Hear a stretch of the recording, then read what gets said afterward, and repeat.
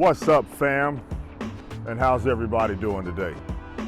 Well, in this business, the early bird gets the worm. And it is about 6 o'clock in the morning, or I think it's 7 o'clock. I am right south of Montgomery, Alabama. And I'm getting ready to head on down the road to Jacksonville, probably about 350 miles away. But before I did that, just a couple things I wanted to touch on before I got on the road, and that's about the money. The money is very important to all of us, so I just thought I'd kind of dip into that a little bit. When you own a truck, you no longer get a paycheck. Let's be clear on that. You get compensated, but you no longer get a paycheck. The compensation comes in the form of a settlement because you are running a business.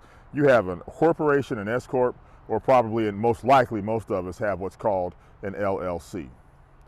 Now, the LLC protects you from a bunch of legal schmeagle stuff that I'm not even going to begin to try to talk about. But I am going to briefly touch on what goes on within that LLC when you get your compensation. So this is where I'm with the folks. They settle out with us on Fridays. We get it deposited into our bank account. That money that goes into your bank account, let me be crystal clear, say it 1,000 times, that money is not your pay. That money is a settlement. It is what's left over after some initial expenses are taken out, and that money that comes to you is what you have left over to pay the bills and to set your company up for success. So I'm going to just briefly go through what that looks like. Now hold on one second, let me get something from you.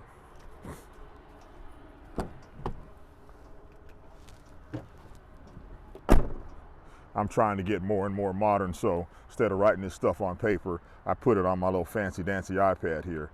And I'm going to kind of just go through what a settlement looks like. So in the business, we have line haul. Line haul, this is my version, line haul is what the customer pays the shipper to move the freight from point A to point B. So let's just go through and look at a dispatch that I had from a city A to city B. I'm not sure if the rates are supposed to be disclosed or not, so I'm just going to beat around the bush here. But here is a load of merchandise that went from city A, a city in Mississippi, to a city over in North Carolina. And the company was paid, well, the total was $2,600 to move the freight, all right? $360 of that has to get backed out for fuel, and then there's a tarping fee that we get paid for $75 to put the tarps on. That comes to us. Now, the reason that this company backs out the fuel surcharge, which the companies pay for fuel to move this freight around, is that the company that goes through the trouble of finding the freight, dispatching the freight, taking care of your insurance and all that, they will keep a percentage of that.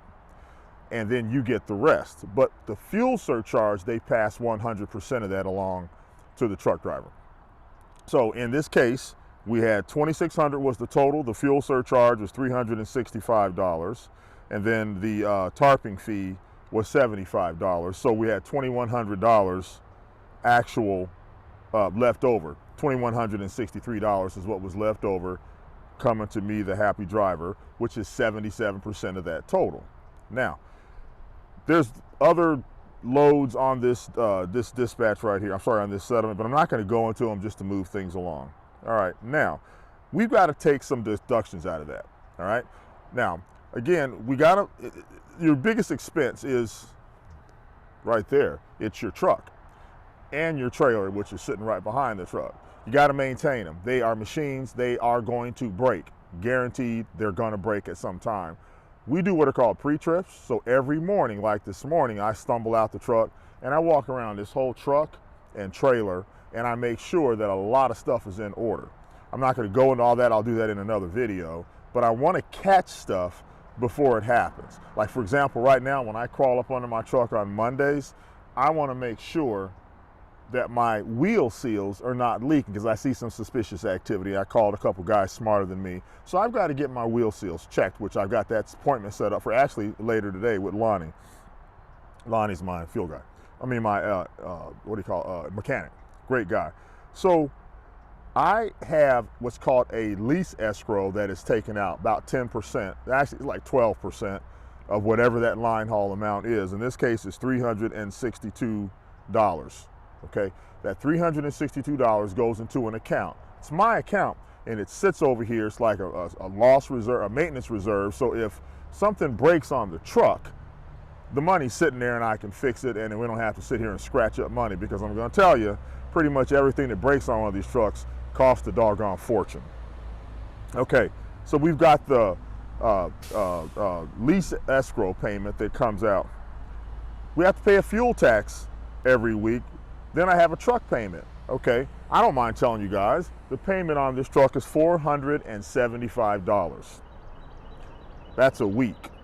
Every week I pay $475 for this truck right here.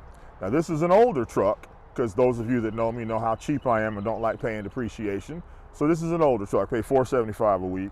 The trailer, I pay $200 a week. So $675 worth. If you're complaining about your car payment, stop. Okay, this is over $2,000 a month, even before I get a penny, has to go to pay for this truck. There's occupational insurance, not going to go into the amounts. There's what's called a TripPak TransFlow. TransFlow is a piece of software. It's actually here on my iPad that allows me to move, not to show that I've done deliveries. They pay us off of that. It's confirmation that the deliveries have been done.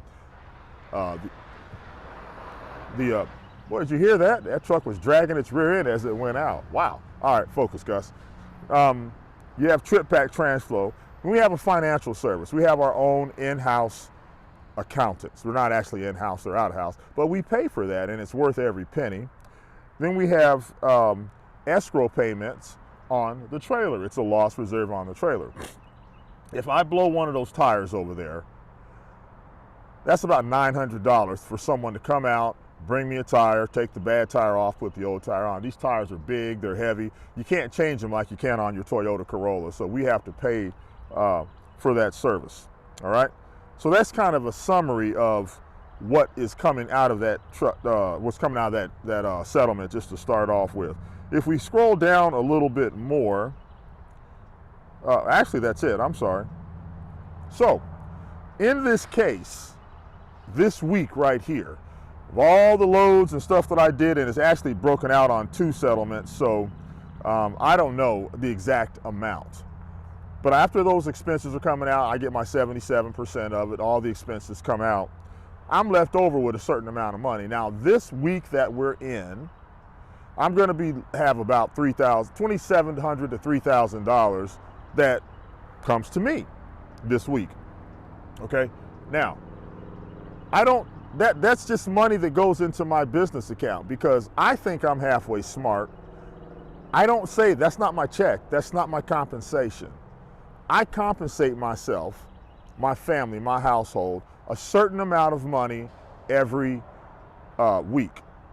That's it. So like in this case, I will take less than half of what that amount is, about that $2,800. I think it's going to be like that. I'll take right at half, less than half, whatever the case may be. It just happens to be, okay, I guess you figured it out. So I pay myself about $1,400 a week.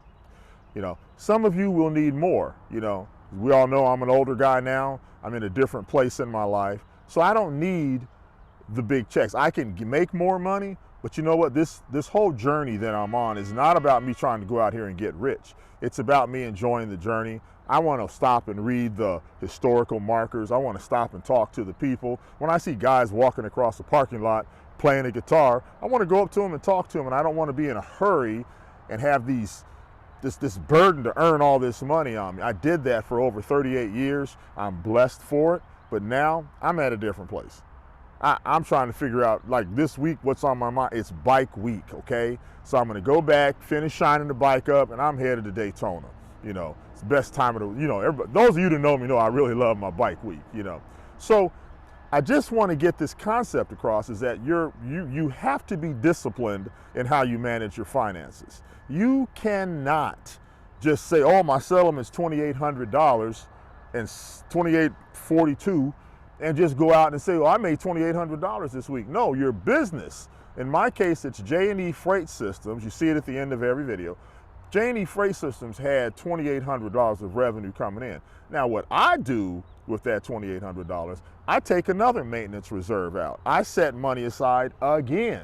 In addition to what the company's always nice enough to hold for me, I take another chunk out, between 5 and 8%, and I just set that over there. And do you know, so far, I have not had to touch the money that the company has set aside for me, which means I am that much closer to paying this beast off.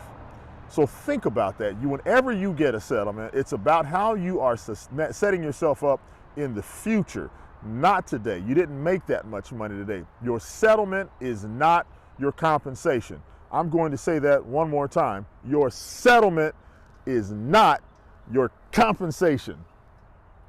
Don't get it twisted, guys, gals. You got to be more disciplined than this, than just taking that money and going out and doing getting rich. You know, a good friend of mine, his name's Thomas, and he told the story about years and years and years ago when he owned a truck and he got the money and he just went out and he bought, I'm probably gonna mess this up, but he bought Harleys and Mustangs and stuff like that. I'd have done the same thing.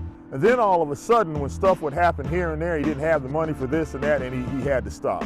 He learned it the hard way, just like the rest of us have done, okay?